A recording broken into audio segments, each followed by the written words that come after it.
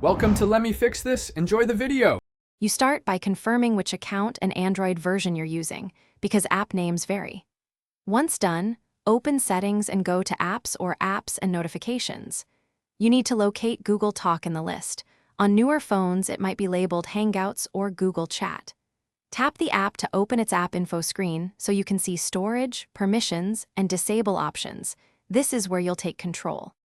You should force stop the app first to halt active processes. Tap force stop and confirm.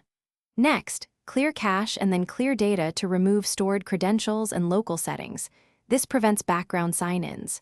Make sure to revoke permissions like contacts and microphone so it won't auto-restore access. Finally, disable notifications from the app info page so the app won't ping you while you finish the If the app allows, tap uninstall to remove it. If it's a pre-installed system app, tap disable to prevent it from running or appearing.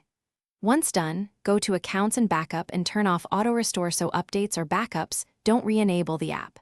Reboot your phone to complete the process. If something goes wrong, remove the linked Google account temporarily, check Play Store for updates that might reinstall it, then retry disabling after restart.